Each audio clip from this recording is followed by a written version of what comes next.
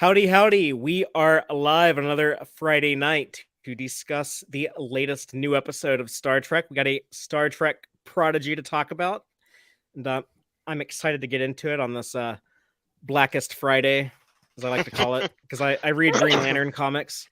But yeah, this is it's going to be a lot of fun. We got a continuation of last week's story. I don't know if I should say conclusion, because we get another cliffhanger here. So Majel and back in the day. I don't know if Okana is done. Is he done? Yeah, I was curious about that. Maybe for now, but I bet he shows up at some point. Felt like it was a little bit of a. I felt a little empty after he left. Like there needed to be some conclusion, but we'll get around to it. What was the point of you? But yeah, lots of fun stuff to talk about. So I'm sure we're not the first person to ask that of Okana. Yeah. At least 30 That would be a safe bet or whatever he said. Well, let's just go ahead and get the show started. I'm Fathery. This is Dave. I'm Aaron. I'm Rachel. And this is Tex-Trek.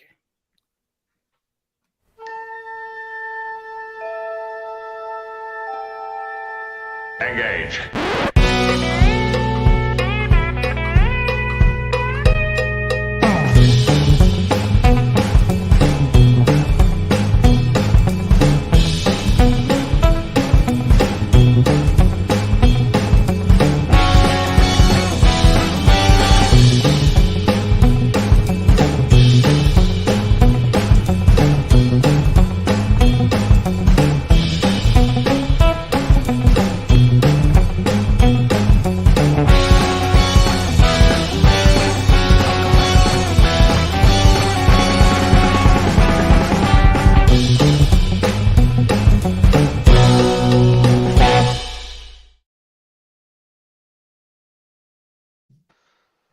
Welcome back aboard the Starship Texas for the 218th installment of the Tex-Trek podcast, the home of Star Trek fandom from deep in the heart of Texas, where we take a deep look at Star Trek, old and new. And tonight we are talking about Star Trek Prodigy Season 1, Episode 15, Masquerade, written by Nikhil S. Jayaram and directed by Shin. And before we get started on that, I do want to give a thank you and a shout out to all of the Tex-Trek Patreon supporters. You make it so much easier for us to continue to do the weekly show every week and help out with some of the expenses here. And so just a big thank you to Starfleet Boy, Cake is Eternal, Gay Clevin Lundstrom, Crazy Dutchie, Joanne Robertson, Quarkspar, John Dawes, Sci-Fi Haven, and our anonymous supporters. Thank you all so much. I want to let everyone know that we're going to be doing a Patreon watch party on December 10th. It's going to be like Saturday in like 2 weeks. So if you want to check that out, be sure to sign up for the Patreon. You can come in at whatever tier you'd like. You can come in as low as $2 a month, or if you want to be more generous, we have some more perks, some other tiers. But yeah, I don't think Dave and I have figured out exactly like what episode we're going to do December 10th. We've tossed out some. I like your notion of the one that connects to the what will be the following one, Fathery, but. It's going to be good. Oh, yeah, I forgot about right? it. So, yeah, some people were excited about that. Yeah, I'll just go ahead and make it official now. We're going to do Elementary, My Dear Data for December to see Moriarty before he shows up in Picard. And then we'll do the other Moriarty episode, what was it? The one where with Barclay reactivates them. I can't remember the name off the top of my head. Ship in a Bottle. Ship in a Bottle. There you go. Thank you so much, Rachel. I was thinking like it's like something in a box. Is it like Man in a Box or like no Jack? My in the brain no, went to like how sharper than a Moriarty. No, that's not right. We're trying to make everything TAS there. That wasn't what I meant, honestly. It was like, but it was like the other. Moriarty will briefly take over, which feels appropriate. Yeah, so we're going to do both Moriarty episodes, and then we'll be ready for his return at some point after Picard starts up in February. So yeah, that'll be tons of fun. Which will be in like in 2 seconds. Like the way the year is going by. It's like it's true. Fast. But with all that out of the way, let's talk about some Star Trek Prodigy. I'm going to quickly recap the episode and then kind of expand on it with some spoilers just to refresh it in everyone's memory. But I'm going to read the official synopsis, and that is: trapped in the neutral zone, the crew encounters a rogue geneticist who sheds light on Dow's past. Yeah, we find out that he is actually the product of genetic engineering, 26 different Star Trek species combined into one organism, which he, is kind of has his feelings hurt when he learns that. He thought he had like parents or maybe a family out there or like a whole race of people like him, but he's one of a kind, and he tries to overcompensate. A little bit more of that imposter syndrome stuff going on, last week's episode, but I guess at the end he learns to accept himself, and the lesson of the episode is what Janeway said at the beginning. If something is too good to be true, something seems too good to be true, it probably is. Mm-hmm. I like that slightly longer version of the phrase that you just said, Fathery, but that is not what they used in the show. What do they use in the show? She said, "If something is too good to be true, it probably is." Oh, and I'm like, so that is what she says. Yeah, but it's the seems part that I think is kind of important.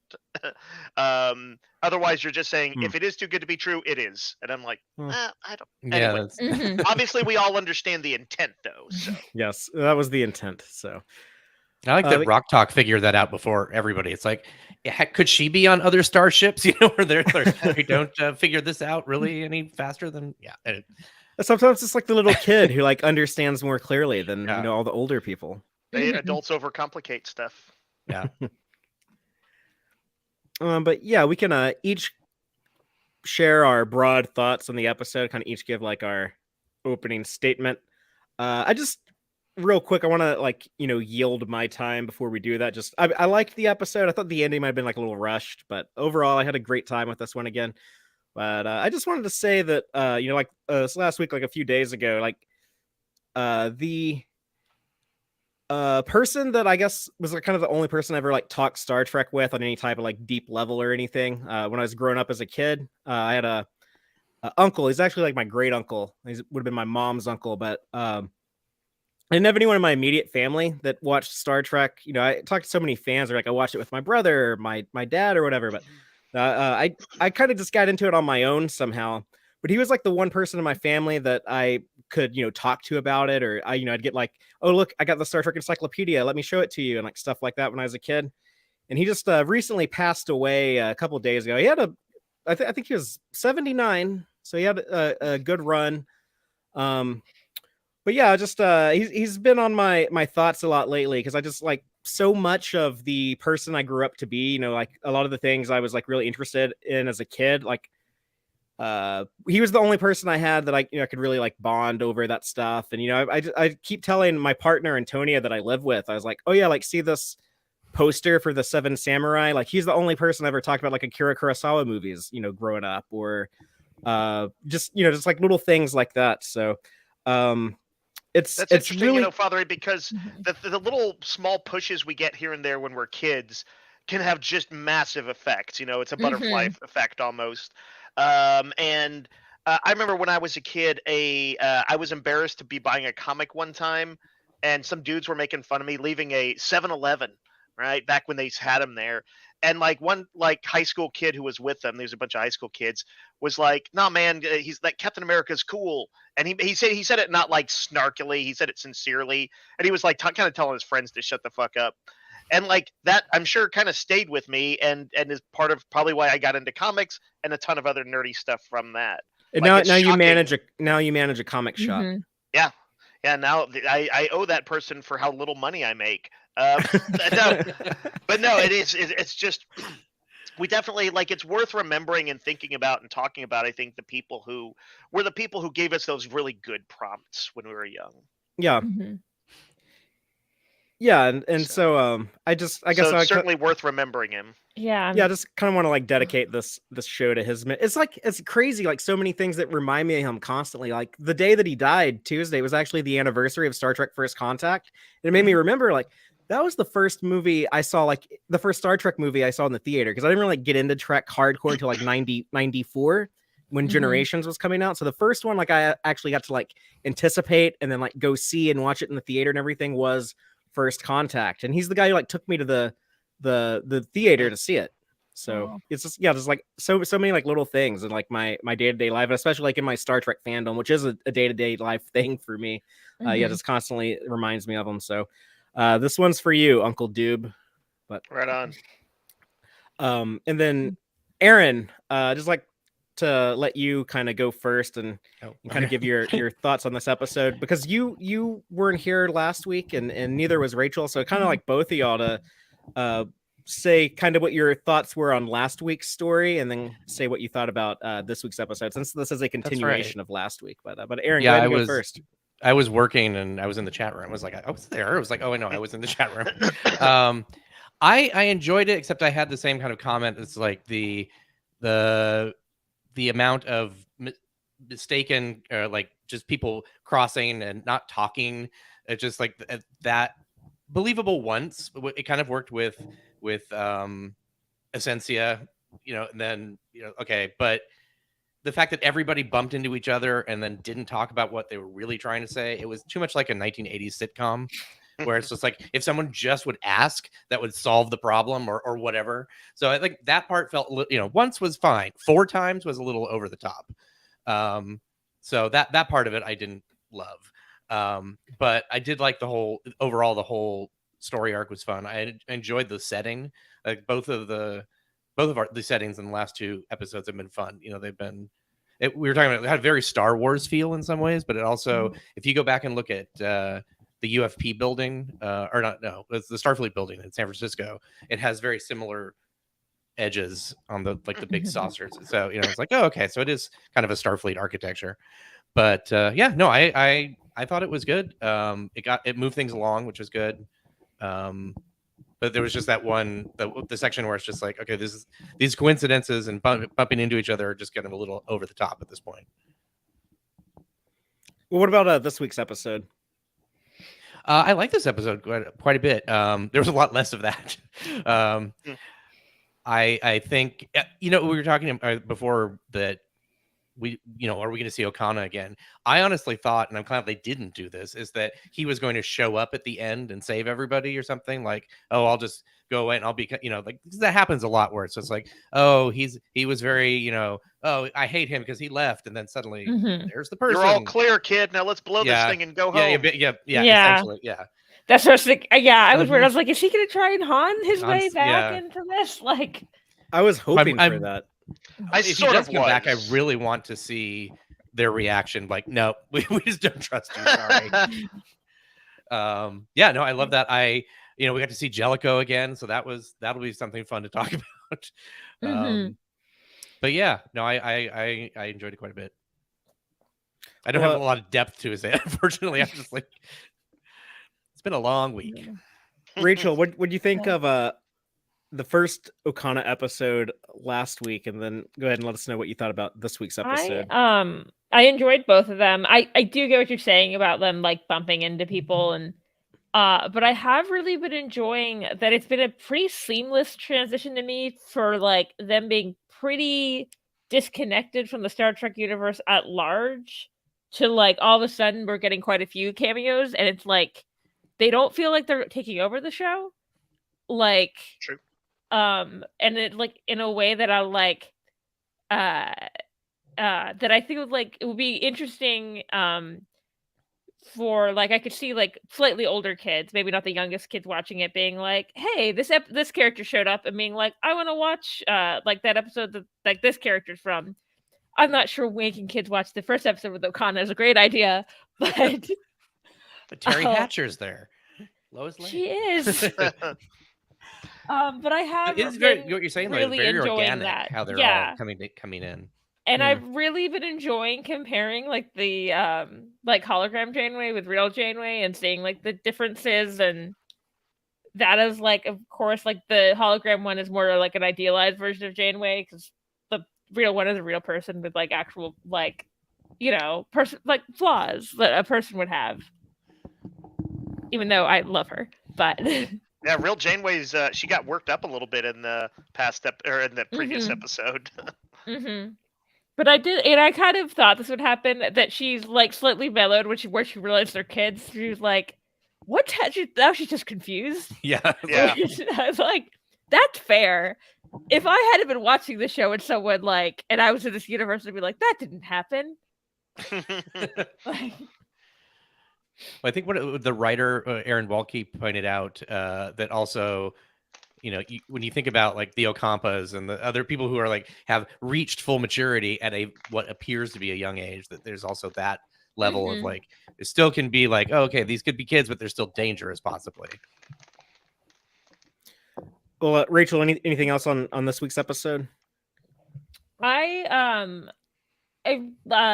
really enjoyed it. I know about that.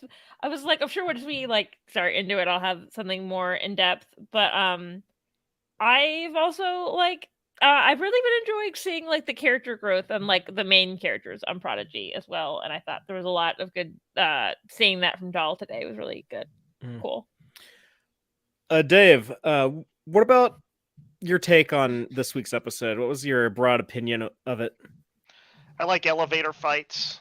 No, that's actually true though. And I also, on a very superficial note, I thought that Tal Shiar strike team looked badass. I'm just gonna. Yes. Really cool design work on those guys, and they seemed cool and threatening. Yeah, I was happy with this episode. It's something I wanted to mention that I was just thinking about as I did it. I watched it twice, and the second time I was watching, I was thinking, it's so cool to me to see them repairing the ship from the previous week. I was reminded of just, when I was a kid, like most of the cartoons were just episode of the week. That was just the standard. But every once in a while I'd watch an anime, and that was kind of where they were starting to do more of the serial stuff. And I remember watching the show. The Star Blazers was the one for me, which is in Japan as Space Cruiser Yamato. And this is like the late 70s, I think, maybe early 80s when it was being broadcast. And they were like on an ongoing starship kind of a trek, I should say. But they would take damage or something one week and have to be dealing with it next. And I like as a kid, that blew my mind. And I know that that's more common now that, the anime is everywhere. But it's still cool to me to see, that sort of continuity between episodes. And what else do we have? So there was a space station visit. I like the space stations, and we've been getting a lot of them. We had, Noble Isle. We had Denaxi Depot. And even before that, there was the relay station. As settings, I like those. I thought that Dowl's story was like maybe a little silly, the imposter syndrome exploration by way of, his genetic outbreak of all of his past selves turned up to 11. But I think it's not a bad metaphor for, like essentially trying too hard, being desperate to try and show off. And I did like the idea that Okana seems outwardly like a person who's like would be somebody that how can I measure up to that, when in fact all he's kind of good at is making people think that he's worth something. That's like Okana's only actual skill set. Anyway, I thought it was a very good solid episode. I liked seeing Jellicoe back. There was also just so much big events that happened in it too. Murph got revealed to have some fighting abilities and formally became security officer. We saw the big reveal about Ensign Essentia and Dow's past. So on that level, I was pleased to see just so much going on. Anyway, so it was an episode I was really pretty happy with. Cool. What about you, Fathery? I mean, just I guess the quick version. I loved Jellicoe back. The Romulans were cool. I was not thrilled that it was kind of a story about Dal, and his insecurities. Sometimes I kind of, roll my eyes when characters are just, week after week are just like, oh, I'm just so worthless. How can I measure up? It just it gets kind of old after a while. But when he started losing control of his mutations and was turning into like every Star Trek alien race, simultaneously, I thought that was so much fun that it won me over in the end. It's very much like that 7 of 9 episode where she was going through all the different personalities. Oh yeah. Which we know that must have been on their minds, because that gave us the vinculum was in that episode, which they just used a couple weeks ago. I see that in Star Trek all the time. Like I'll see something from an episode and then something else from that episode shows up like a couple weeks later. I'm like, yeah, you writers were watching that. Like, but it was like Muse with the Enterprisians, all the world's a stage. Yeah. Oh yeah. Well, let's just go ahead and get into the episode breakdown and kind of go through beat by beat. Starting off with our opening of the Protostar going to Noble Isle, while Janeway has to break off her pursuit at the neutral zone. Which I guess Romulan warbirds can come on our side of the neutral zone, but we can't go on their side because this always happens. And there's always like a Romulan warbird like decloaks right next to the hero Starfleet ship. So, but yeah, we have the return of Jellicoe. He is an admiral. He is Janeway's superior, and he's telling her, no, we can't damage our negotiations with the Romulans at this moment. Do not cross the border into the neutral zone, but also don't let them steal the Protostar. If you have to, just shoot some torpedoes over there and blow up that ship. Which I feel like that might be considered problematic as well, but we were just firing torpedoes in the neutral zone. What? I do like think I did have a thought. I was like, kind of dark if anyone found out about it. It's like they just blew up this ship they knew was filled with children. Yeah. Like, when they launch the torpedoes later, like Jankum and Zero are both on the Protostar. Like there's 2 kids on there right now. Everybody knows that Janeway has had to make some hard decisions. Yeah. Oh, I mean, true. She's gonna Tuvix them. Don't bring up Tuvix, Fathery. I had to say, I was back in my kind of love-hate days with Star Trek. I was a Jellicoe fan because I kind of thought, he was kind of hardcore and the rest of the crew were too soft. And I still do actually kind of like his somewhat Kirk-like style of trying to negotiate in that episode way back when. And here I found that he was, although he's kind of a cranky old guy, they're definitely kind of playing him a little bit as that kind of a little bit of a bad moral. That his advice was broadly sound. You don't want to go walking around in the neutral zone and threaten an unstable peace with the Romulans. Not 100% sure about blowing up the ship, but it's not the craziest idea. It would be better than having probably having that information leak, I guess. Do we have spam in our comments? Yeah, like, what's happening? I'll take care of that. Take care of it. You guys. How did it automatically post on the screen? That is something I have not seen before. Because I accidentally clicked on it. Oh. But anyways. But yes, getting back to what did y'all think about Jellicoe? I've never been a huge fan of Jellicoe just because to be a good leader, I feel like you have to be respectful and like be able to communicate well. He doesn't communicate. He just yells at people. Like you don't get the best out of your people by occasionally. Yes, you do need to be like that. And maybe we've only seen the 2 or 3 times that he has to be like that. And he's reasonable at other times. But since we've never seen that, we only have the few times that we have to go by. He has not grown at all since the last time we've seen him. In fact, he might be worse because he feels a little bit almost like a parody of himself in some ways. Well, everybody is heightened on the show a little bit. Yeah. But like, I jokingly said I'm waiting for him to yell at Janeway to put on your proper uniform, and she's like, "But I am." It's like it's just the way I end all my calls. Goodbye. That's why I have a love-hate with Jellicoe, because I was like, not the best leader. Thank you. I was like, I don't mind her putting Deanna Troi in a uniform. Yeah, yes, that's true. There was, because after that scene, I was like, that can't be all we're getting of Jellicoe. I feel like we're getting more. Yeah, like, I'm sure he's gonna be a recurring character. Yeah. Maybe he and O'Connor can just go at it. But it was fun to explore Janeway having to take orders she doesn't like from a superior officer, because in 7 years of Voyager, we never got that. She was always, out on her own. She was always, the buck stopped with her.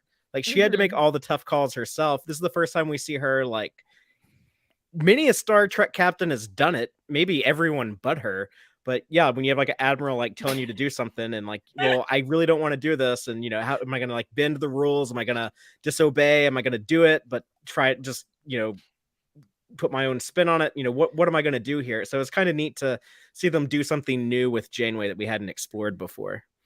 The one thing that I noticed that I don't know if anybody else has, like this is now the second time that she's been called out for following her emotions. Basically, like this feels very 1990s Janeway. Yeah, a little like, bit of the "oh, you hysterical women" kind of. Yeah, there was it's not a great look. I don't. I was think, like, but-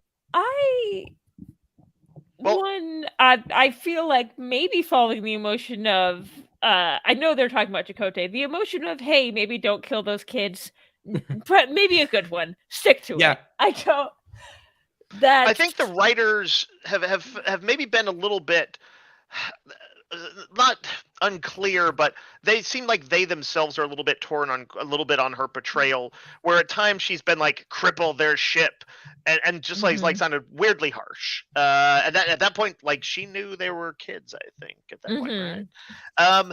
And then at times, like when she ran into Dal on the thing, she was a little snippy at first, but then she kind of like when she's like, "You want to join Starfleet, don't you?" And she kind of softened up and became very, very traditional kind of Janeway. But yeah, like the thing is, like she kind of has been a little bit flighty. That she would be considering, potentially triggering a war with the Romulans because of the Chakotay is a little bit close to where Picard was in First Contact with the Borg. Just a little bit too close to being over the line, I think, for maybe the place she is, which is just really at this point, we don't know what happened to Chakotay. Yeah. Although it could very likely be something bad from her perspective. Yeah, and I think I guess that's the weird thing that I like with everything with the kids, like we know more than her, but the Chakotay thing, I was like, actually, I have no idea too. Like, I hope he's okay. Like, it'd be dark as hell if they just Chakotay is dead. The only reason I 100% don't think he's dead is that this story is on a kids show. Yeah. Right, and I think we know that Robert Beltran, is that his name? Yeah. Has like is signed on or doing stuff. Yeah. Well, we already got him Yeah, briefly in that we did. hollow recording. That's true. so That could just be a little fake out It could have been. till we see his corpse. It could have been. Yeah, that was all that Can they you brought him in imagine for. If you had saw like a major character like corpse on the show, Killed on Prodigy. Oh man.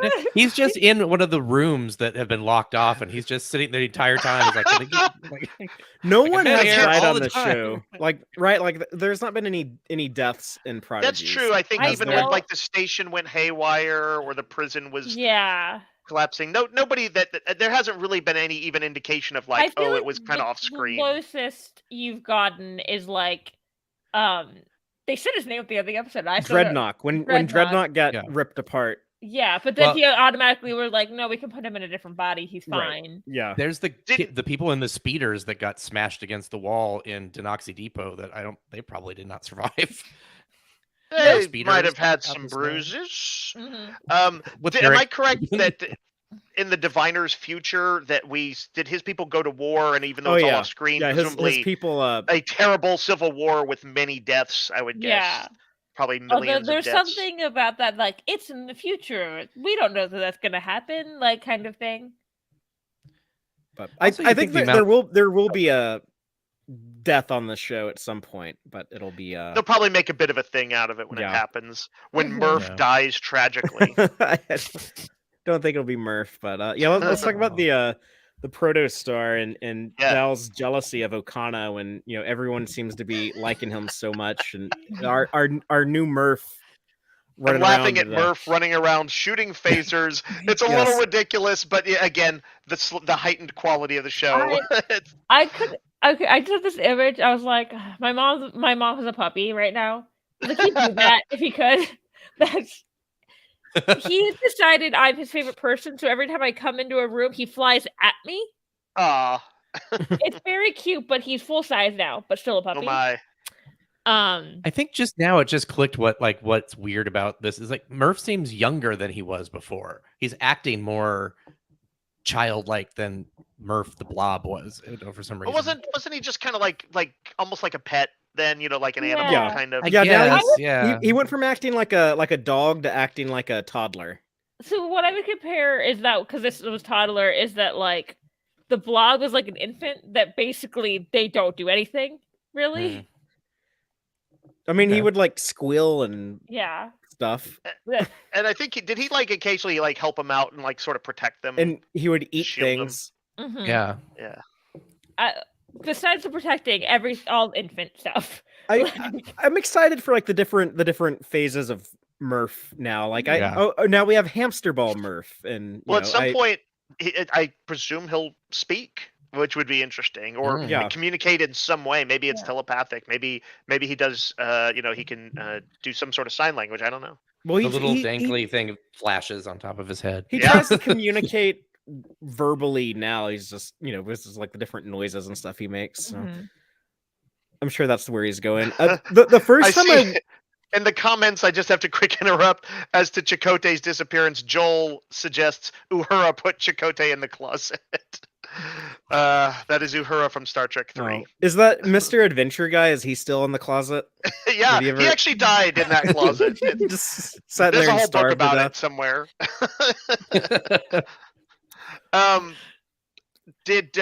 So what do we think about though about Dal and Okana, who's I think more or less it seems like he has not progressed a lot as a person since those days a few decades ago on the Enterprise. He actually seems worse. Like he didn't seem like that bad of a dude on TNG. Like he was just kind of a is maybe like an annoying Well, I didn't Maybe he rewatch got the more episode. down on his luck, and then he just sort of like What did he is. do? Yeah. What did he ultimately do in that episode? There was like other various people like hunting for him in the original one, and why were they mad at him? because someone thought that he impregnated their daughter, and then someone else thought that he corrupted their son and like involved him in this crime. Stole the jewel of something or other. Yeah. And had he? Well, no, he was actually helping. Like the two of them were in love, and he was just helping them get. They talk about it in this episode. Actually, Yeah. Okana like That was the explains thing where he the read his mind. outrageous Okana within this episode. So he never did anything bad or villainous, or he might have been kind of annoying how he's like hitting on every woman, but no one on the Enterprise seemed to mind. Like the ladies seemed to I not have a problem with it. It's been a long time since I've watched that episode all the way through. The last time I was watching through TNG, I was watching through a friend, and we were skipping some episodes, and there were the episodes that I was like, I can't do this. I don't want to. And we watched arguably one scene with Okana, and I said, "How do you feel about this character?" It's like, "Oh, he's annoying," and I said, "We should skip it." They go all in. Like, arguably, the worst thing he does in that episode is inspire Data to explore comedy. Gave us the worst. It was definitely the worst thing for the audience. But yeah, the first time I watched this episode, I was like, "That is so dark." Did Dal just fantasize about blowing Okana out of an airlock? I love that scene. But no, I like some. No, but who dark doesn't humor. actually have that sort of like? That's not what it is though. Really It's in his Isn't it? in Dal's daydream, Okana leans on the controls and kills himself on accident. I mean, yeah, it's still the same idea. But it's not the same as like I'm gonna fantasize about murdering this person. It's like I guess it's true. As far that's as true. kids' I did not fantasies of think- death, it's on the lower level. I kind of love that because I did too. Like I also like everyone does have like fantasies like that, and I feel like maybe it's like good for kids to know that like, hey, you're not that weird. It's fine. Right, Dal wouldn't really do it, and and neither would you. It's fine. Yeah, but that was a great little bit of visual humor that they did, and I applaud them doing something a little dark like that, but not like crazy dark. Obviously. Yeah. I also love before that scene when they have the ball and he rolls the ball and it goes past the camera, and then when it comes back, he's actually on the other. It's like it blends two scenes together with Okana in both of them. Yeah, they used it for really scene well. transition. That's cool. Yeah. I love the hologram Janeway was into his flirting, and I was like, "You're falling for this."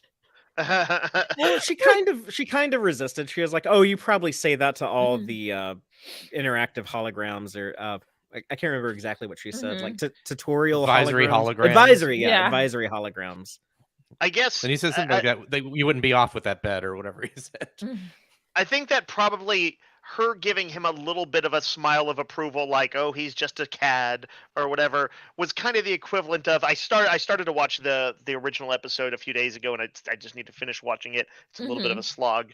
It's a bit of the equivalent of how I think Troy assessed him. She's like, he doesn't seem to have ill intentions, the word that comes to mind is rogue, and like, so we're like, okay, we're not supposed to think that he's necessarily a bad guy, and we're supposed to go along with it when the crew admires him, even though it's not the best writing. But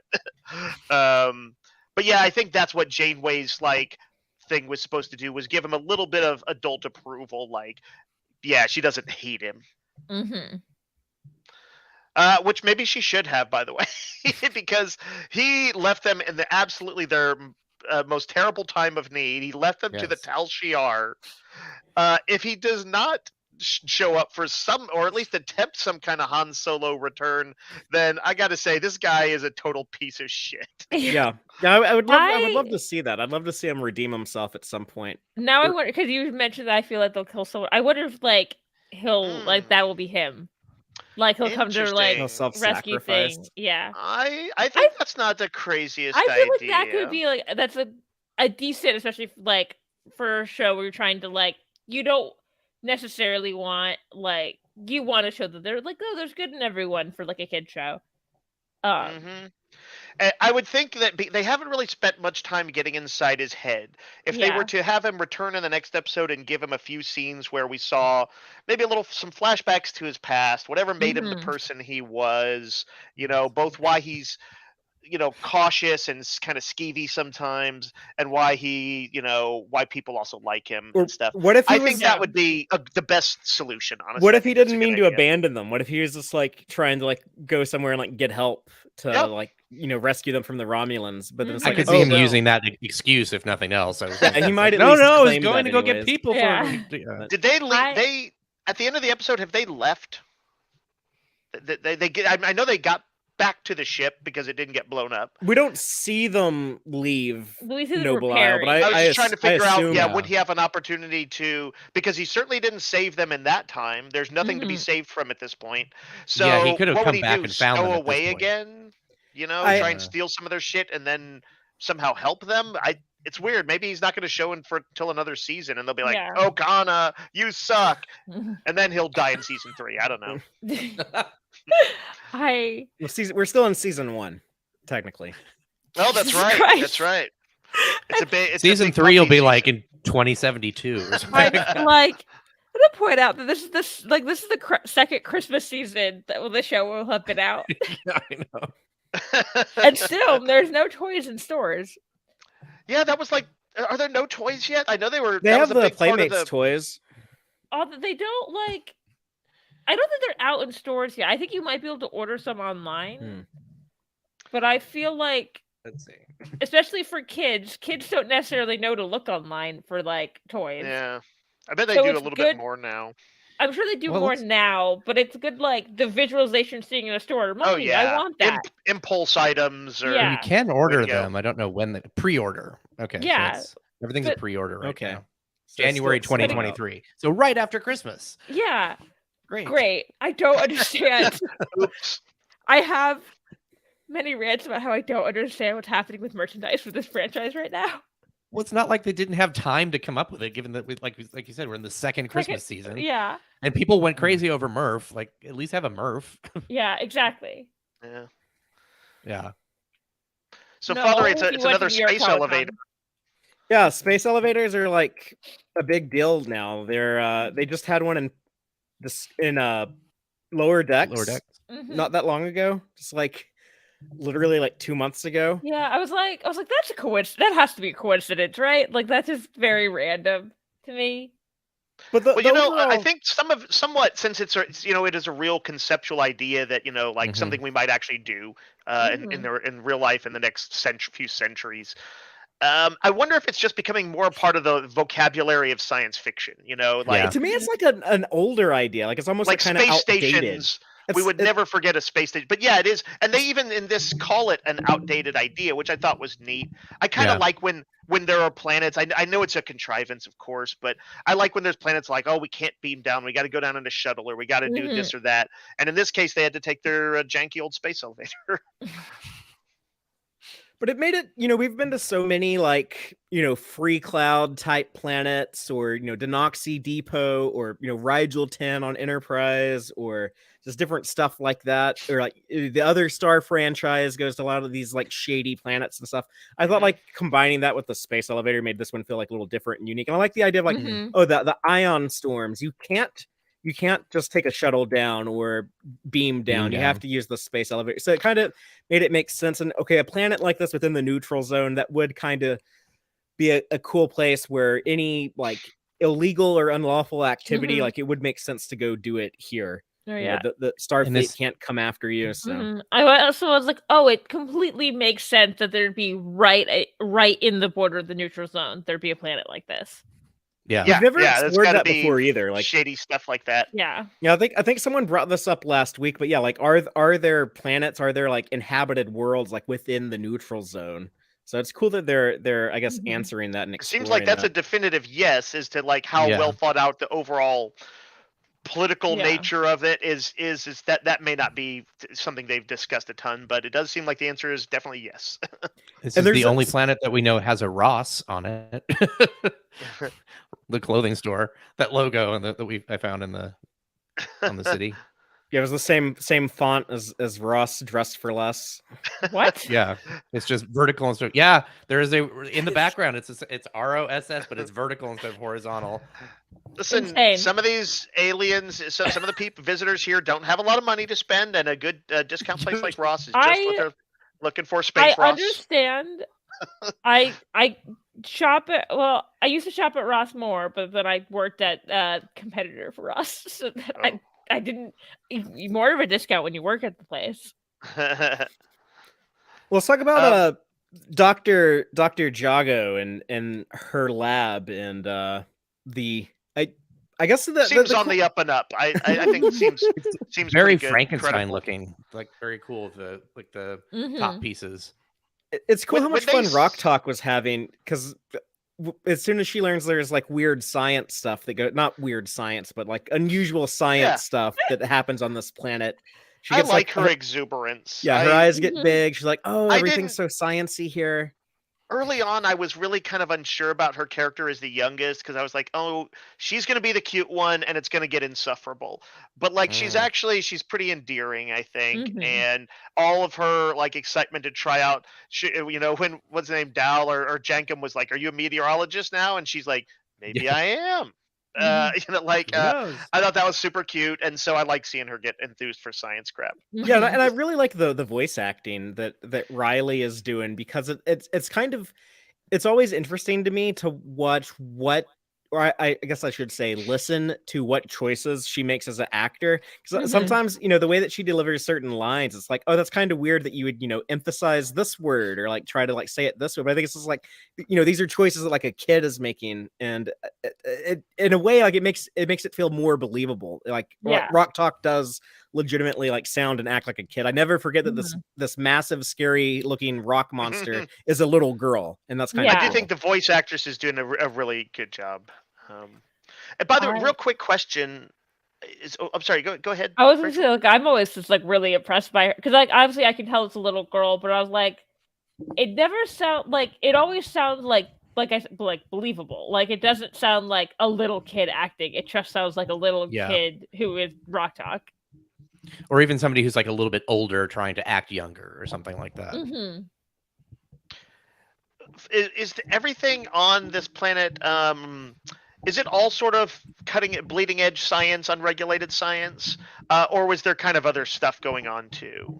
And we know that they have like tasty snacks that, as long as you don't ask what's inside of them, are enjoyable. That's true. Like I guess but like when they were going down, that was like what was like discussed, and Janeway specifically is like, hey, when they say cutting edge, that means unregulated, and she's like, there's a reason we've got rules. So she was talking like that's like what it's known for, right? So so I guess we can assume that's at least it's sort of its main thing. Right.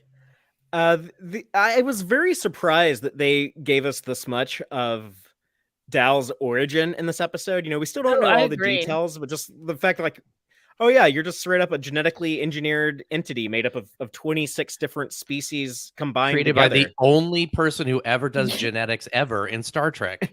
Assume. Just like, No, Yeah. no, he wasn't made by Eric Soong. It was made by the proteges of Eric Soong. Okay, fine. So That's he true. might. But I did groan when I heard that a I bit. was like, Yeah. I did like have a think I was like, is Brent Spiner gonna show up? It makes the universe feel very, very small. I absolutely agree. As far as I know, I don't think Bashir had like genetic engineering had anything to do with Soong. That's true. But that's a good, Give him that's a good time. point. Give him time to make the connection. The Bashir funny. thing, and then in Strange New Worlds, the stuff with Una, like That's Yeah. true. they don't touch it here. But is Dal eventually gonna learn, like, oh, I'm actually not allowed to join Starfleet because I'm a genetically That's what engineered I- augment. I thought about that. Yeah. She called him an augment.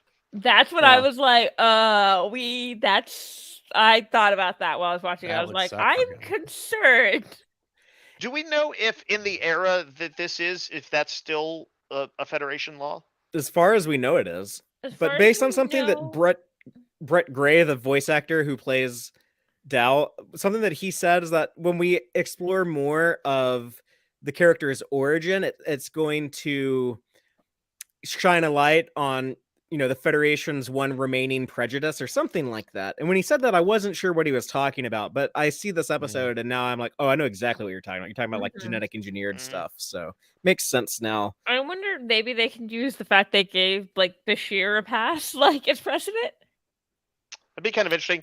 I could Yeah. see somebody making that legal argument, whoever the Samuel Cogley of the whatever- 24th century is. Yeah, Oh year yeah, they're in. that'd be neat. Murph. That would be it'd be kind of fun to see. At that Yeah, point. could they do I- that's an interesting point, Dave. Do you Yeah. think they could do a courtroom drama episode in Prodigy and make it like exciting and interesting for kids? I think I that'd think be they really could, cool if they actually. pulled that off. Yeah. Could.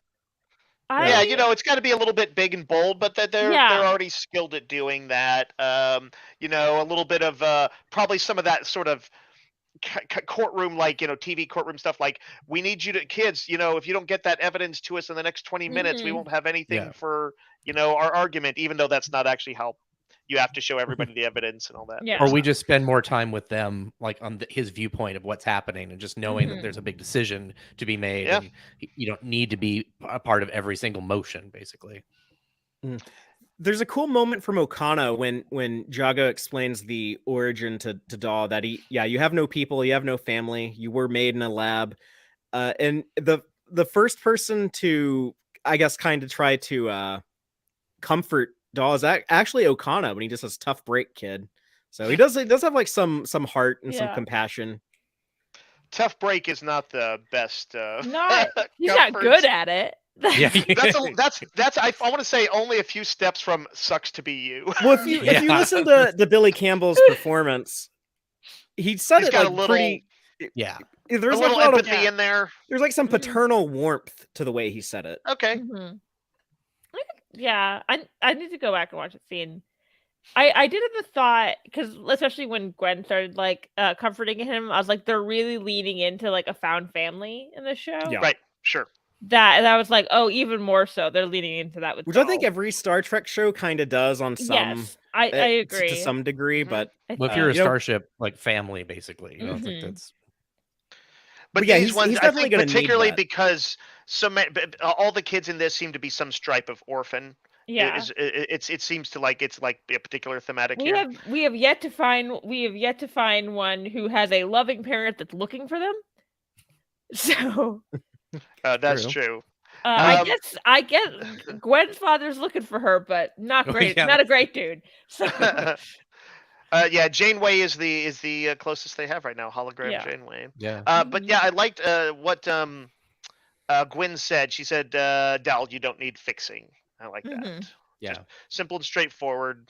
And again, thinking about the younger, viewers of the show, who might be experiencing, right, obviously not this exact form of alienation, but could have so many not. different sort of Mhm. self-doubts, and just hearing that here, hey, here's a kid who thinks he's worthless because he doesn't have parents. Doesn't matter exactly why, but that's one of the things he's feeling right Mhm. now, and she's standing up for him. So I thought that was cool. Mhm. But So he Dr. Jago, oh sorry, it was Well, called, go ahead. I guess called Dr. Torgo at one point because we were trying to figure that character out. It's like the same description. I guess they changed it because it's like Ninjago, which is the other Oh. show that they. So it's Dr. Jago from that.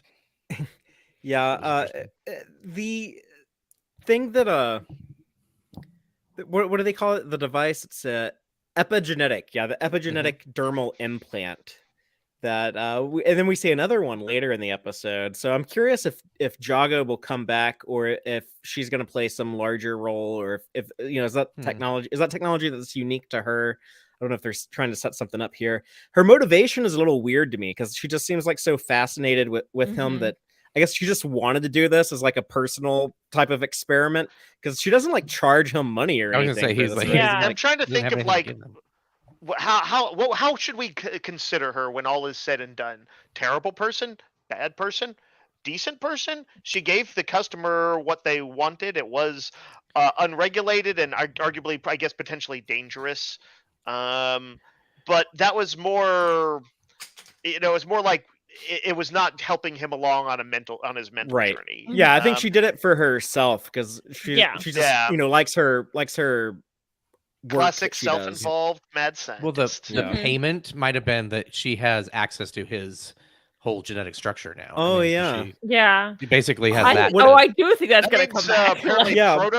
proto-Organian, right? Didn't I Yeah. hear that? Yeah, in there? yeah. We'll talk about like all the there's 20 species that we out of the But they're 26 not all that, from him. That was one thing that Aaron pointed out. It's like she compared them against these other ones, but not all of them are Dal. okay. That sounds like something that came after the fact to explain why the animation listed some of these things, but that's fine. Well, yeah, it's we like can, they, we can like run with Aaron's that. like, clearly he's not Q. It's just like Mhm. Well, that I'd would love be it would if be all cool. of a sudden he started getting Q powers. That would be I mean, chaos. proto-Organian, so it wouldn't be out of the question if he has like some That's true. god alien abilities at some point. Yeah. But Mhm. it would Like be they're cool. going to have to go back to that. Yeah, it does seem like something that now that they've introduced that's in there, obviously there's more story to be told, and it's something more of those things will happen, I'm sure. Yeah. It would be cool if at some point that we see the consequence of this, where like there's an army of evil cloned dolls they have to fight or That's what something. I'm like And wondering.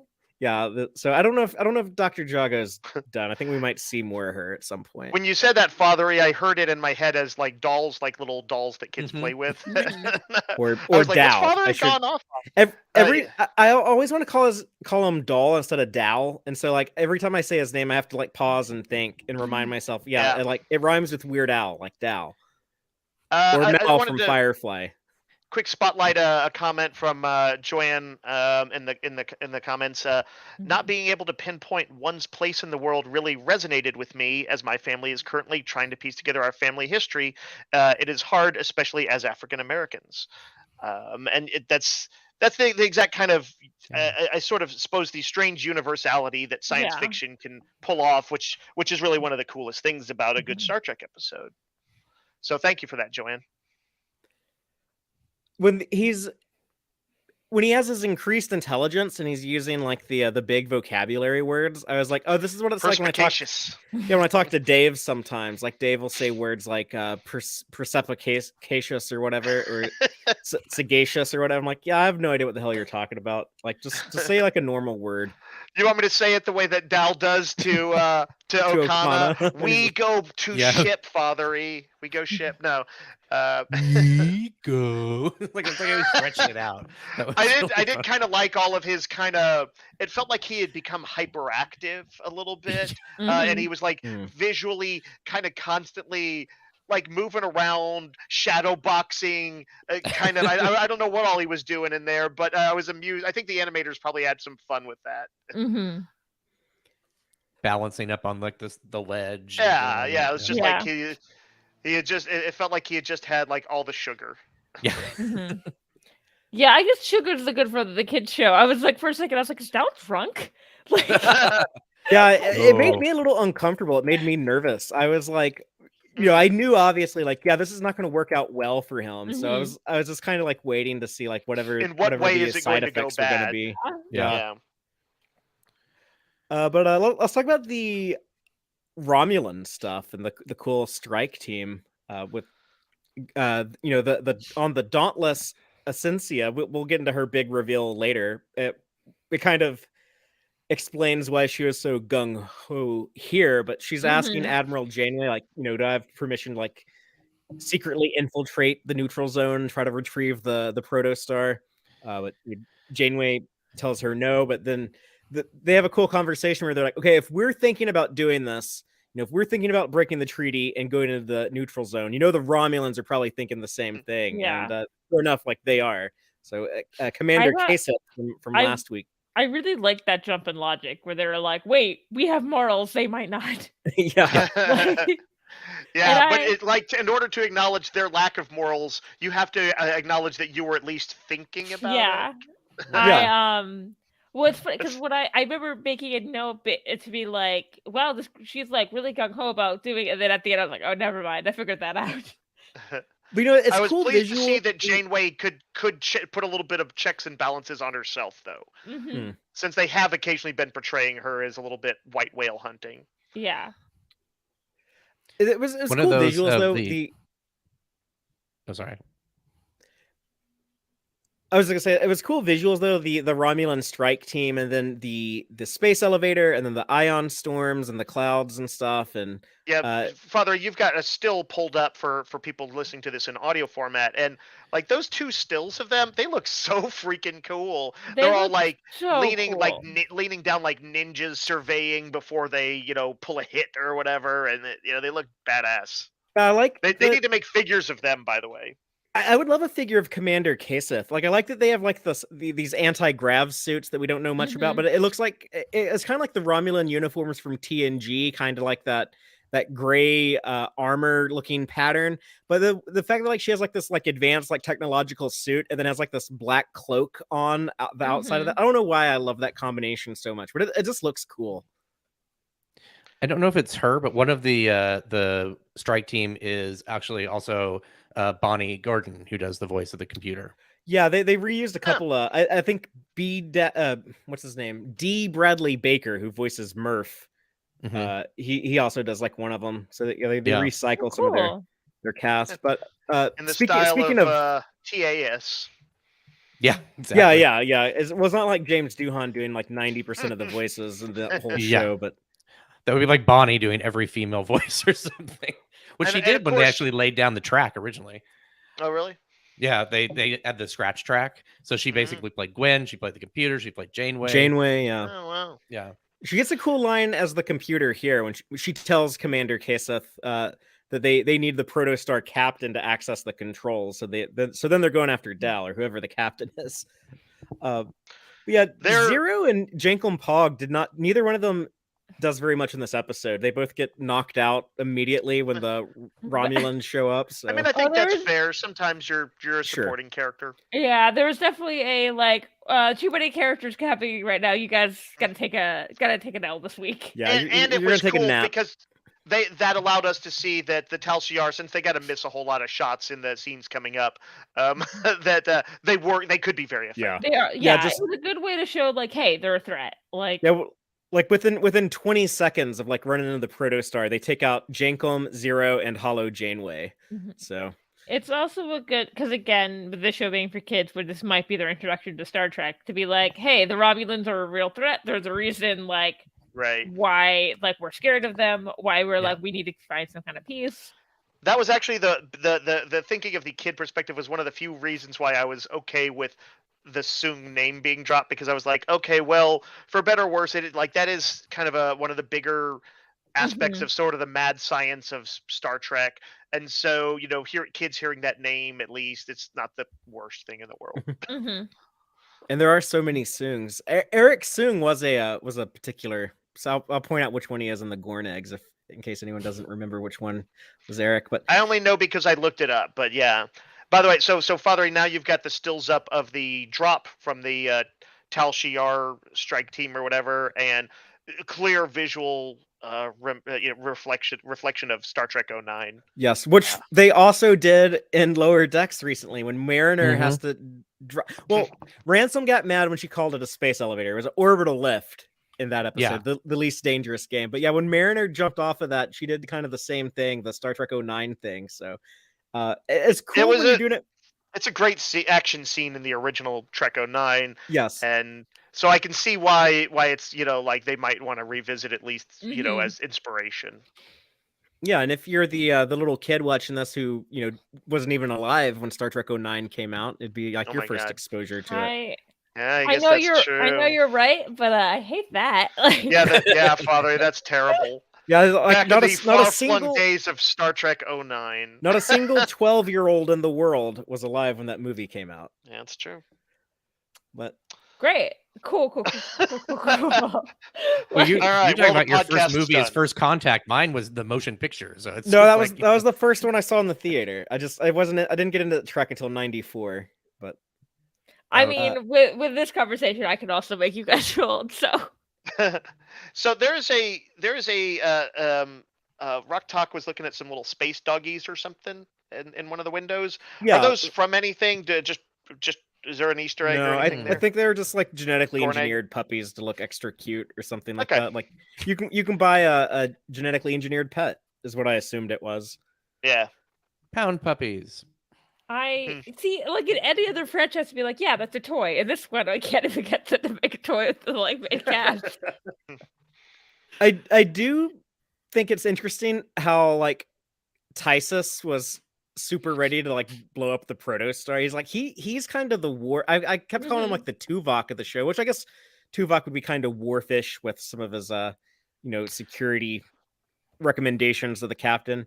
But he's like, okay, I got like the low yield micro torpedoes loaded and ready to go. Like if you do want to shoot this teenager inhabited spaceship, I am ready to pull the trigger. I bet TNG Worf would have done it. He would have said he suggested it, knowing that he would never be allowed to do it, so he could just like say it. Wouldn't make a difference. Yeah, that's true, Mr. Worf. There's this episode of Buffy the Vampire Slayer where like halfway through the episode, there's the a character Spike who is a vampire and kind of a jerk. Like halfway through the episode, he's like, "Okay, we're gonna go in here and I'm gonna help you guys out. Not really sure why. I can't stomach the lot of you, but you know what? I'm just gonna like walk out of this episode right now, never to be seen again." And then he like just straight up leaves, and we don't see him the rest of the episode. And that's kind of what Okana appears to do here. He's like, okay, Romulans are the Tal Shiar, in fact, are coming after you kids. I'm out of here. Bye. So. I feel like the Tal Shiar might have just killed him then and there, but I guess they also maybe just didn't care. Why bother to have more of a potential, I guess, like paper trail, body trail, phaser trail, I guess. You'd think they would leave no witnesses. Yeah, well, that's true. It's I would think with Dal's enhanced, intelligence, he would have been like, "Yeah, that's the captain," and just like let them believe it that it was him. No, because that would have even he's too prideful, even with his super intelligence. Yeah, maybe he couldn't get over it. I kind of thought like the super intelligence, it was like super intelligence, but it made him be like, "No, I'm the best," as opposed to actually smart.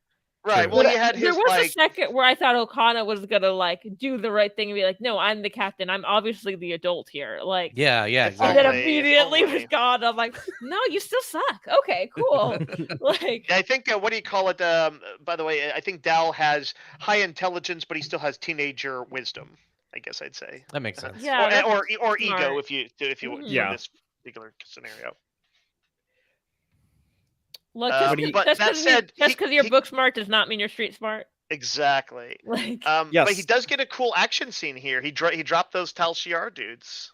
The battle is in my blood. I don't know if like having Klingon DNA would make you say Klingon-y things like that, but it gets the point across. The emotions might inspire you to say that more. He also hormones. starts talking about logic when his ears get pointy and he becomes a Vulcan. Again, like I don't know if like Vulcans are like genetically skewed towards like talking about logic all the time, but it gets the point across. I suppose if you wanted to get granular and imagine this, that the Dr. Jago or whatever might have dropped in some like little archetype programs for the different aliens that were feeding into his brain. It's the kind of mad science she could do. If the implant could expand his vocabulary. Exactly. It must be giving him some other information, because he talks like a Tellarite too. When he kind of talks like Jankum Pog when he refers himself in the third person, when he's like Dal-Orel would do it again. That had to be, by the way, also fun for his voice actor. Yeah, and they stick with it, like the stupid voice he starts talking in. Like then later when he's like crying in the elevator and having like a genuine like emotional moment, they still have like the stupid voice, and Brett Gray made it work. And I was like, that was bold. That was bold to do that, and it worked. Yeah. I like at the end when he's just like, something's wrong with my stomach, or a third hand is coming. Yeah, I'm like, oh, is he turning into an Edosian? Like it's become like Eric's, or something. But there's like a body. I hadn't thought about it. That could be, I guess, one of those DNA samples in there. Yeah, that's kind of like, especially because this is a kid show. Wonder if this is like a little bit of like a puberty metaphor. I definitely thought about that, because are like, if nothing else, the voice alone might make you think that, and then he's going through these sort of terrors. Changes, like that did not occur to me, but I think that was certainly something they were thinking about. Yeah. I don't know. I was like just like a teenager going through body changes that you didn't ask for, that are just like, why is this happening? Or if anyone out there reads the script for the Spider-Man movie that James Cameron was going to direct in like the early 90s, Dave, you've read the script, right? We've had conversations about this. Yeah. His the organic webbing there was used as a very overt metaphor for a wet dream. Oh my god! I wasn't gonna spell it out, but, but yes. Yeah. There's a lot more thought on that aspect of it.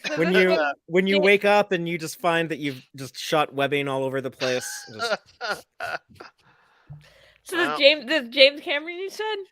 Yeah. Okay. I want those Avatar movies to fail even more now. How dare he do this? Avatar, the sequel no one asked for.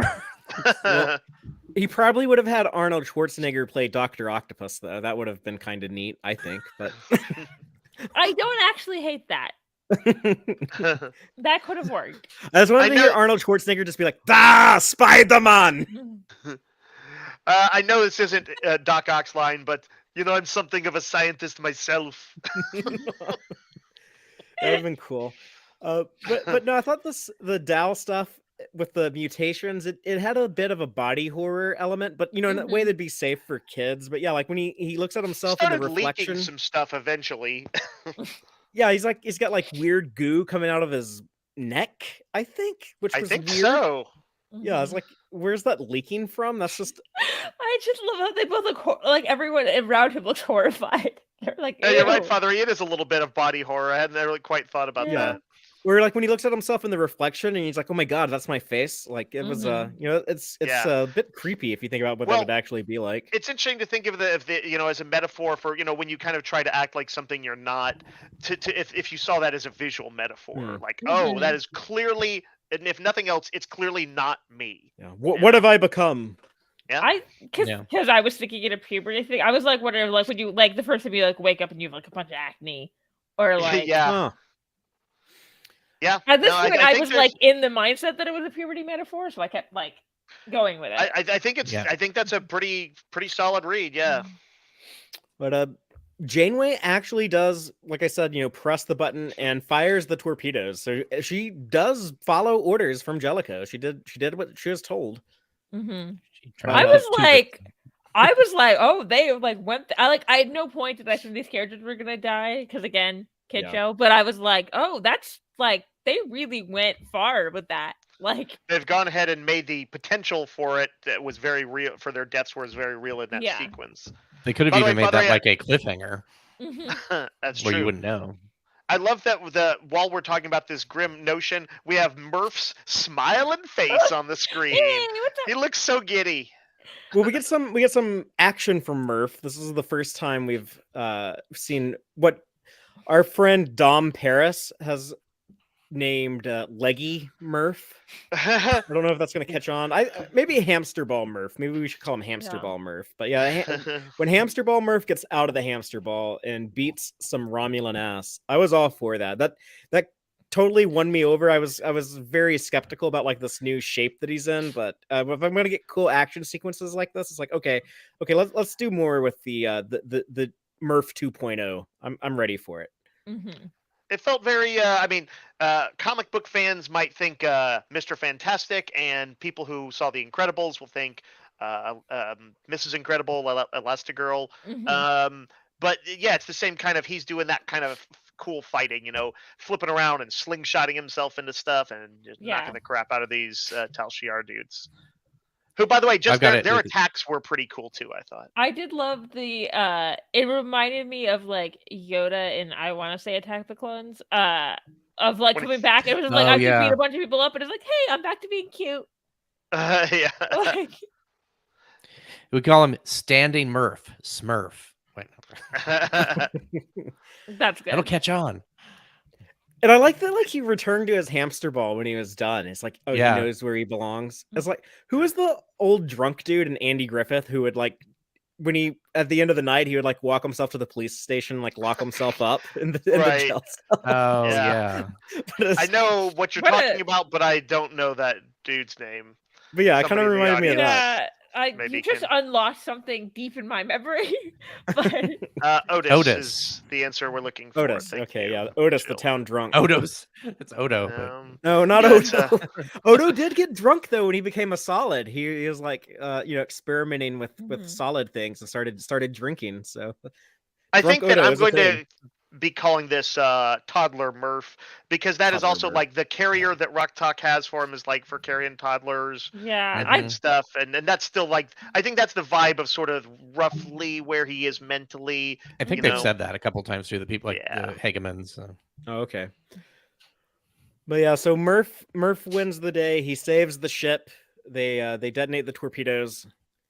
And we get that heartfelt moment from Dal where he explains like, oh, I just wanted y'all to like me as much as y'all liked Okana, and then Gwen and Ruktak tell him like, oh, we always liked you, and you didn't run away like that asshole did, so we like you more. Yeah, that's if he was a little unsure about himself, I suppose Okana helped by being such a piece of shit in that instance, because there's no way to think he's a cool dude after that. Yeah. It was cool to see them all like, hugging each other in the elevator, and then Murph being the shielding, like replacing like the glass of the elevator with his. I also like the visual of like seeing that as like a silhouette, and I was like, oh, that's like really like a really cool visual. But it's also like Murph and his. If he's gonna be the security officer, like he's like keeping them all safe and secure. It's like kind of a visual representation of he's the one like shielding them and protecting them. Yep. Yeah, it kind of seems obvious in retrospect, but yeah, I certainly wouldn't have thought like 3 episodes in that this cute blob pet-like thing is like, oh, he's obviously going to end up as both a metaphorical and literal security officer. And I was like, oh yeah, but it makes total sense that he's indestructible and all that stuff. Yes, they keep reminding us that he's indestructible. So that means like anytime there's like a violent, dangerous situation, they can just throw Murph in there and not have to worry about it because he's a security blanket there. Yeah, Worf couldn't even stop one barrel. It reminds me of a podcast I'm on, but that's actual play. But the one joke is like, the dogs are always fine. Nothing will ever happen to the dogs. So I was like, nothing can ever happen to Murph. That's. Yeah, that's true. But you know what? He's the less he's like a pet, the more he can die. Well, we'll see where that goes. But now it'd be the equivalent of killing a toddler, and so that's yeah, that's not likely to happen. That's frowned upon as well. A little more acceptable than a dog.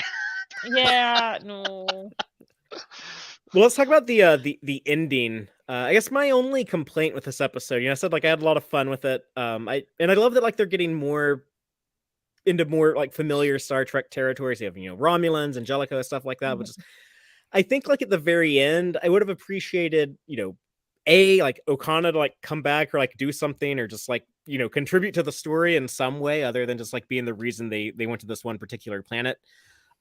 Or B, I kind of wanted like a conversation between Dal and Hollow Janeway, where he kind of talks to her like, you were right about something. If something is too good to be true, it probably is. And instead, like, they give that ending moment to Rock Talk, and I'm happy like she gets to do like her science log, be like officially the science officer. All the security stuff's gonna go to Murph now, but I kind of wanted like a little bit more with Dal at the end. That's my only complaint. Yeah, every once in a while, I feel like they could use a little bit of the old Trek tradition of a denouement, where characters talk about whatever happened, and they're obviously her Rock Talk's medical log was kind of that. But I think I would have liked a little bit more with Dal. Maybe something a few more thoughts about Okana, like if somebody had said, "Did he really just walk away?" My God, just a little bit more dumbfounded by it. But he's an adult, right? Like, yeah, he's an adult in quotation marks. Yeah. I liked what I jotted this down while I was watching it. I like this line from Rock Talk's log: the science rules and science needs rules. That was cute. Nice little bit of wordplay. It's very catchphrasey, but it's like it frames it in a way that's easy for a kid to remember and understand. Slap that on a Rock Talk shirt. Exactly. Because we were talking, this is from the beginning of the episode, because we were talking about logs. It made me laugh when Dahl was like, Captain's log, stardate. I don't know. It doesn't matter. I don't know. As someone who is, I am not, I'm going to say one of those detail-oriented Trek fans. That's how I feel always. Yeah, that's the same. I never have any idea what, I knew what year things come out in the real world and in relation to other shows about how, but I have no idea what stardate things are, and so that made me laugh. Well, no one knows. Like stardates, they don't work. They don't make sense. They're all over the place. Right. They've never worked. Some people try to make sense of them. The TNG era ones are better internally for them, like I think within like, TNG. TNG to Voyager, they like make sense towards each other. But besides that, there's no rhyme or reason to them. Yeah. Right. But even there, like in season 1 of TNG, they they're a little like out of order. It's like, okay, this is supposed to be like Tasha Yar is dead, but like this has like according to like the star date, like this should take place like before she died. But what you see, Fathery, is Picard was so emotionally distraught over the death of Tasha that he misentered the number. So that was actually just a goof on his part. William Shatner and TAS would leave off a number every once in a while. So it was like suddenly it was just short. And just like, wait, that's not Stardate 21. Yeah, basically. That tracks actually. But then on the Dauntless, we have Essentia, urgently rushing into the quarters that the Diviner's being kept in, saying things like, "We're out of time. We have to move forward." And then, boom! Turns out that Dreadnought is not only still alive, but he's also a transformer and able. I think he's a robot in disguise. He's just been a sensible coffee table this whole time. Maybe that was the one. These have been the few weeks of peace he's had in his life. Yeah, I like life as a table. Very stable. I found it really interesting that her thing looks so much like Dahl's thing to me. Yeah, it's obviously meant to be the same technology, the same epigenetic. By the way, implant. Dreadnought, although he was very sedate as a table, it was an evil table.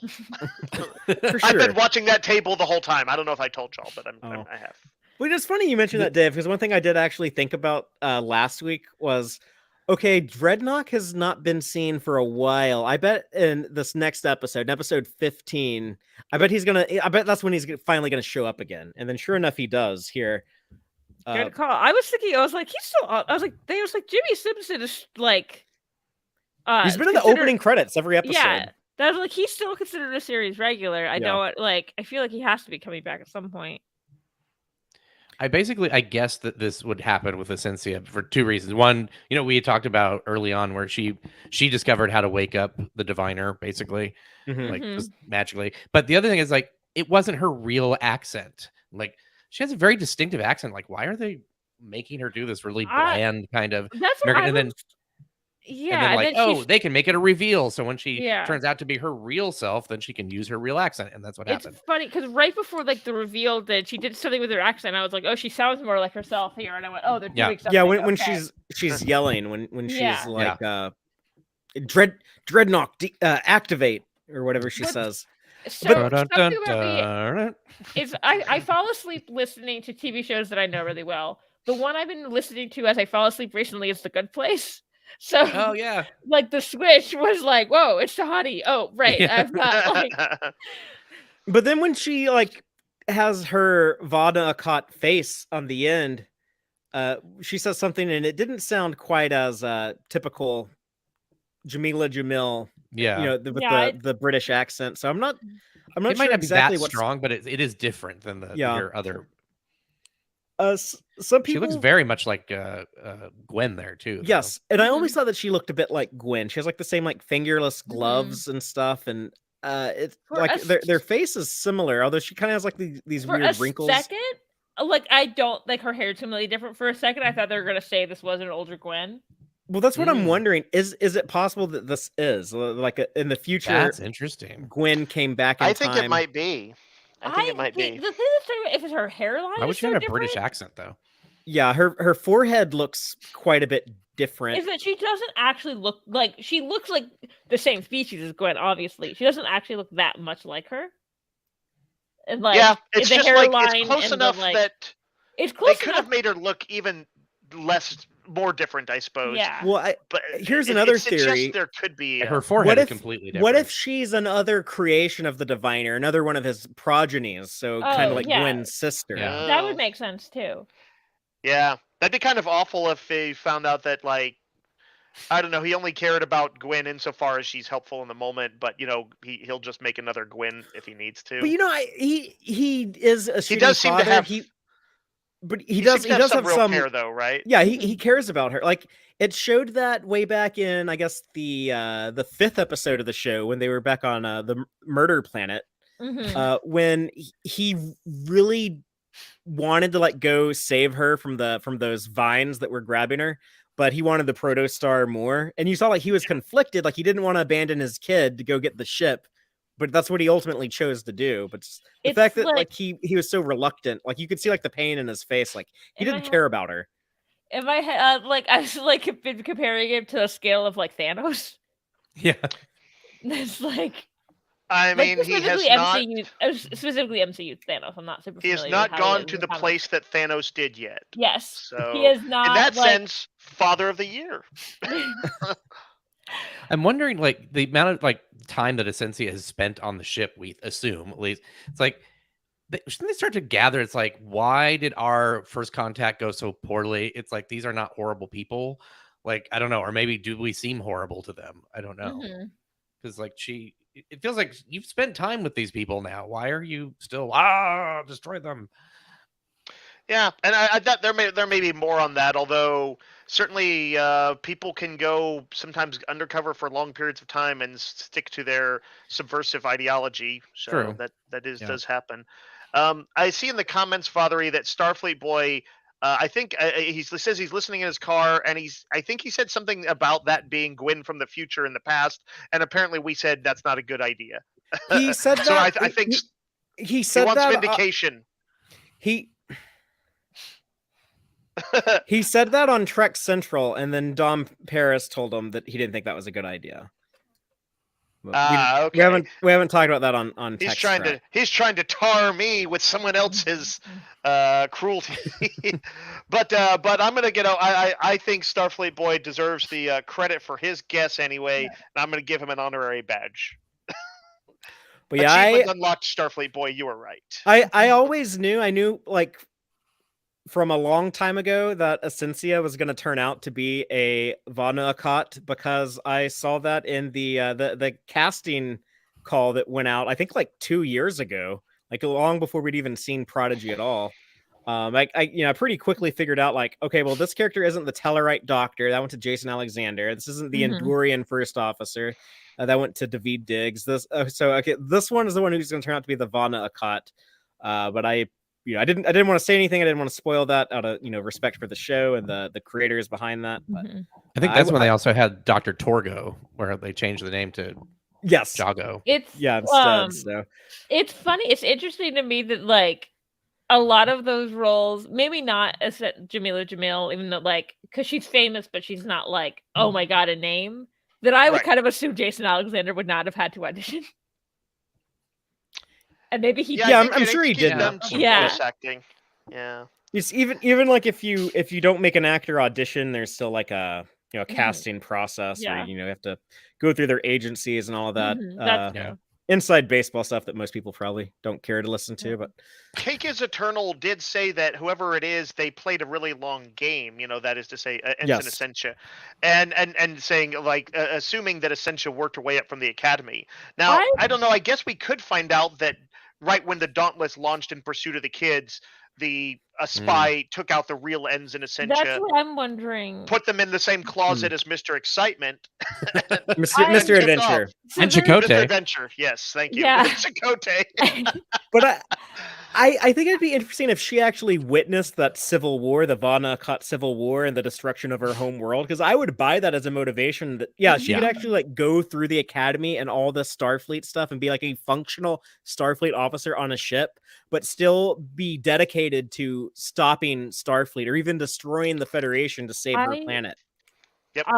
Because I could see it going either way. I was thinking about like whether she was the like had taken over someone, because there was a time with like 3 different things. My like favorite character turned out to be an evil person who would take, or like a character I really liked was like an evil person who had taken over someone's life. One is Star Trek, one was Lorca. Oh, like, I mean, it happens. Dave likes to make this joke about Starfleet officers being impersonated. What if like someone like breaks into Starfleet and it's like, wait a minute, are you an imposter from the mirror universe? This is so embarrassing. I'm actually a changeling that took the form of a Starfleet admiral. And someone's like, what, really? Like, I'm one of the conspiracy bugs. I possess the Starfleet officer. All at once. Oh, I'm a genetically altered Klingon, like Ash Tyler. What if it's like everyone on the ship is an imposter? That's great. There's a College Humor sketch where it turns out an entire classroom is adults pretending to be teenagers. Oh, I've seen that, I think. Yeah, it'd be like the Star Trek version of that. Yeah. I got some Gorn eggs to go through and some subspace transmissions, but before we hit that, does anyone have any final thoughts on this episode on Masquerade? I'm always excited for new Star Trek, but right now I'm like, oh, I need the next episode now. Yeah. I want to know what's happening right now. Lots of big reveals in this one, and that's the biggest one. Yeah. Yeah, I enjoyed the episode, and they've been pretty good with some cliffhangers lately. So this may be one of the biggest ones they've dropped. I'm pretty hyped for it. And now Dreadnought's I think they delayed the toys. Right. I think they delayed the toys because they want the Dreadnought coffee table to robot toy. Oh, they didn't want to reveal that until this episode came out. Yeah, what What a if the they- entire show. Honestly, with like how expensive, the expensive stuff they keep making, I could see them making like, we made the coffee table like life size. My final comment great. on this that I saved for last is just the title of the episode, Masquerade. That I guess you kind of would think like, oh, is this about like Dow's story? Is he like masquerading as something else or trying to? But I think it's no, like Essentia had the masquerade all along. So right. Well, it's a double meaning. It's all of Yes. those things. Even But let's talk Okada about has a little bit of a mask that he's put up. Yeah. Yeah. yeah, that's true. Oh yeah, because they talk about that with the But you the know who story doesn't? he told. You know who doesn't put on a mask? Jellicoe. He's Jellicoe 24/7. He's Well, he's our The mask first, would not be Starfleet approved. He could not put that on. You know what? I always thought it was dumb for Troy to like not wear a uniform, so I'm glad. Yeah. And he needs to go to the Cerritos and make Maglimo wear a uniform too. I just always I have wanna to see think that. where a friend was watching, he watched the first episode of TNG and he was like, what do the different colors mean? And the next episode he was like, wait, what does gray mean? I was like, what do you mean? And then it was like, oh, don't pay it. Troy doesn't wear a uniform. He was like, why? And I was like, I can't explain why. There is no actual reason. I can explain the sexist, like, behind the scenes reasons, but there's no real I reason. kind of the notion of sort of removing notions of rank and things like that a little bit around a counselor makes a certain sense to me. Like if everybody, Yeah. if they had like a basic code, like you can't walk around traditional Betazoid nude, but otherwise, you can kind of dress informally. I actually kind of like it as I'm thinking about it. More on this some other time. I do like that as a theory. It just it was like weird to me that it was like it seemed to be very casual clothes, where I was like, at least be like business casual. Like, yeah.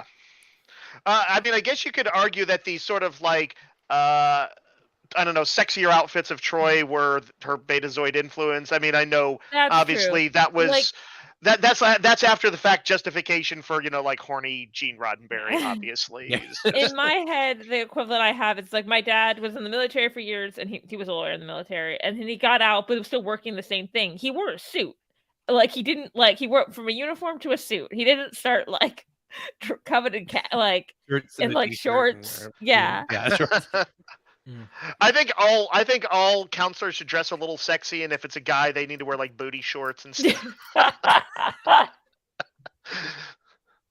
Just a thought for the future Star Trek. Starfleet boy All would right, agree with Father that. Shall we jump to the Gorn eggs on that note? Yeah. So the Gorn eggs, those are our Easter eggs, in jokes, and continuity connections that I thought were worth mentioning. I'm going to run through these super fast because we're going over time. But starting off, we have the return of Jellicoe, played by Ronnie Cox.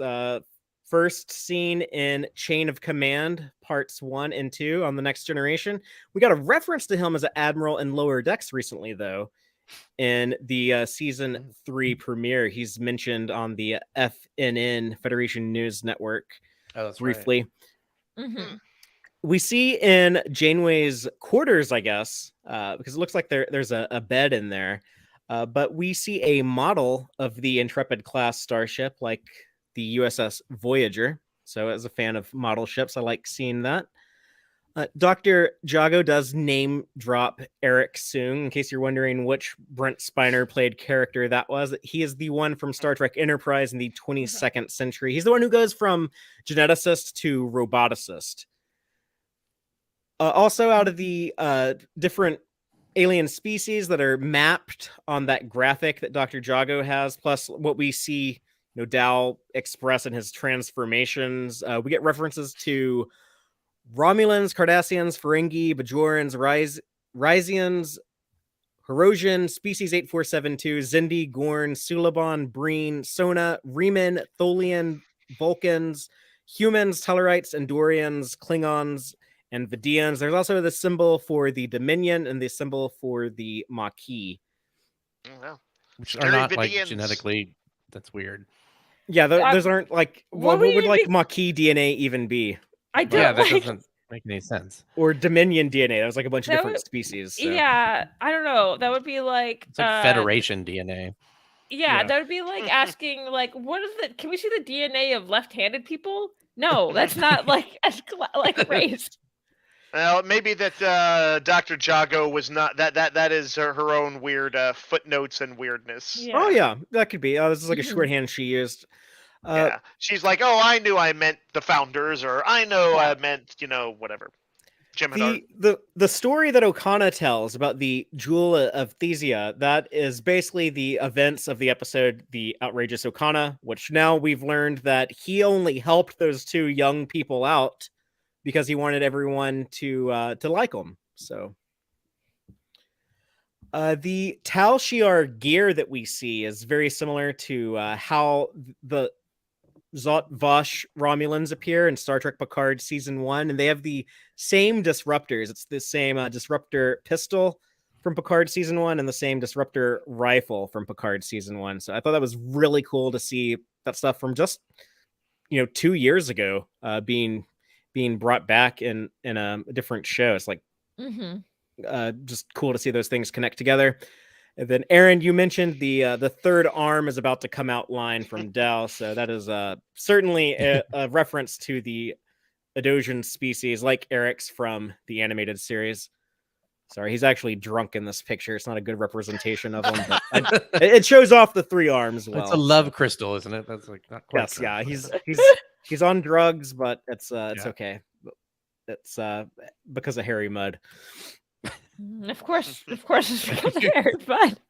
I thought this was a weird one to have like a Vulcan be so emotional, but the way that when they detonate those torpedoes and the Vulcan officer on the bridge, he just yells out, "Yes!" It was weird, but it made me think of in Star Trek Generations when Data does the same thing after they blow up the Klingon bird of prey. And he's like, "Yes!" So, because he had the emotion chip. Mm-hmm. Yeah, I forgot about that. That almost feels like there's the kind of thing that has some meaning, but it may have just been like them having a little bit of fun. I don't know. That's weird. Well, Dave, it seems like it could be one of those things where maybe they just had someone. They like recorded something and then didn't realize it was going to be Vulcan. Maybe. That's what I was kind of thinking. Yeah, like or he's only part Vulcan. Yeah. Could be. Maybe he's one of Cybok's Vulcan dudes. Maybe he's like Simon Tarkus is like actually a part Romulan. Don't tell anybody. Cake is eternal wonders if it's another imposter. Yeah, it could be. We've talked about all the Starfleet imposters. Father, are you ready for some subspace transmissions? Yeah, I would like to ask if anyone had you've all heard us talk about this episode for an hour and a half. So if anyone has any thoughts they want to express on it, then please by all means sound off. Let us know. You can comment on YouTube. You can post or comment on the Tex-Trek Facebook page. You can talk about it in the Tex-Trek Discord, or you can reply to my tweets on Twitter. Links to all of that in the description wherever you're listening to this. But Dave, what were people saying about last week's episode? Sure, I'll go through these quick too. That episode was Crossroads, that introduced Okana and had the Protostar crew bumping into the Dauntless crew. Lots of chase stuff. So Tom Casey says, such a great episode. Brennan Wyan says, I haven't watched much of Enterprise and didn't really care for the outrageous Okana, and that made zero difference. The episode was still fantastic. Dauntless spinoff win. Let's see. Spotted Giraffe says, I just passed out from too much bad assery at the end, as obviously all my summoning circles worked, and hashtag Star Trek Prodigy gave me the perfect character at the intersection of my perfect fandom Venn diagram. What is the perfect character? We talked about this last week, that Giraffe likes to cosplay as the Romulan commanders, and so now she has a black woman Romulan commander to cosplay. I thought about that when I saw Commander Kaseth for the first time. I thought of our friend Giraffe. Yeah, that would be awesome, because that character had just a super cool looking visual. So bring that on, get that phaser or disruptor rifle going. Let's see. Brandy Jacola says, I loved seeing the Zindi. Good to know they're still around, even if all we saw were the reptilians. Would love to know what's going on with the aquatic sarboreals, primates, and insectoids. I've also long held out hope that there's a lost colony of avians somewhere out there. Joanne Robertson says, and I think she might have mentioned this in a little bit in the chat last week. It was a little frustrating at first with all the missed opportunities for communication, but then I remembered how hard it was for me to clearly articulate things when I was little, and that shifted my perspective a little. I thought that was a good point as well. Oh, cool. I think that's all the main stuff I wanted to. I did want to mention that Joel seemed excited that the Grand Nagus guest starred on our episode last week. For those who saw Starfleet Boys, really a perfect imitation. Cool. Well, that's gonna do it for this week, but we will be back next week as always to talk about season 1 episode 16, Preludes, I believe it's called. So interesting. What is that going to be preluding to? We'll find out. Hmm. But until then, as always, live long and prosper, y'all. Listen to the Tex-Trek podcast through Apple Podcasts, Google Podcasts, Spotify, or at tex-trek.com. Like us on Facebook at facebook.com/tex-trek. And follow Fathery on Twitter at TXTrek. Please support us by liking our videos and subscribing to our channel on YouTube. Thank you and take care.